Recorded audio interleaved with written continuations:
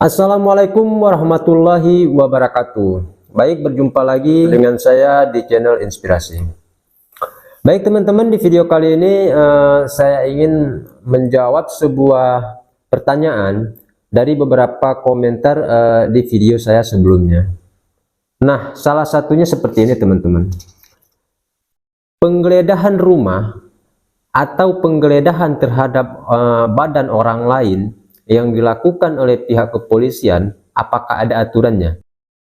Nah, jadi gini teman-teman, dalam hal penggeledahan yang dilakukan oleh pihak penyidik, yaitu sebenarnya sudah diatur dalam KUHP pasal 33 ayat 1. Nah, di dalam Kitab Undang-Undang Hukum Acara Pidana. Nah, sebenarnya di sana sudah diatur tentang tata cara melakukan penggeledahan. Nah, sedikit saya ingin jelaskan dulu teman-teman. Untuk penggeledahan itu sendiri, yang berhak melakukan penggeledahan itu ya hanya pihak penyidik. Sebenarnya seperti itu teman-teman. Nah, kecuali dalam keadaan tertentu. Dalam keadaan tertentu, boleh dilakukan oleh petugas Polri yang lain untuk melakukan penggeledahan, namun harus ada surat perintah secara tertulis dari pihak penyidik teman-teman. Nah, kenapa harus ada surat perintah dari penyidik? Nah, karena penyidik itu sendiri juga harus punya surat perintah untuk melakukan penggeledahan. Nah, baik teman-teman.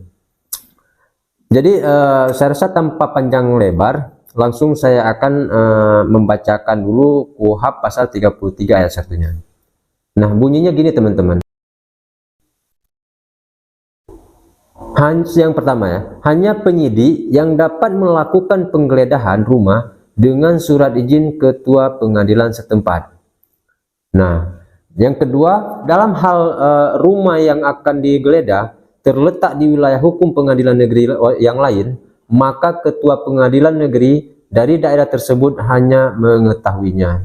Nah, itu tetap wajib diketahui oleh ketua pengadilan. Yang ketiga, apabila perkara yang bersangkutan belum dilaporkan kepada pengadilan negeri di tempat kejadian perkara, yang menurut ketentuan yang berlaku adalah pengadilan negeri yang berwenang mengadili perkara tersebut, maka ketua pengadilan negeri dalam wilayah hukum di mana rumah tersebut terletak wajib memberi izin penggeledahan. Nah, yang keempat, dalam tindak pidana koneksitas yang berwenang memberi izin penggeledahan, yang memberi izin penggeledahan adalah ketua pengadilan di mana perkara tersebut akan diajukan. Yang kelima, dalam keadaan yang sangat perlu dan mendesak, penyidik dapat melakukan penggeledahan tanpa terlebih dahulu memperoleh izin dari ketua pengadilan negeri setempat, pasal 34 KUHP, dengan kewajiban segera melaporkan hal tersebut kepada ketua pengadilan negeri setempat untuk memperoleh persetujuan. Jadi contohnya seperti ini teman-teman.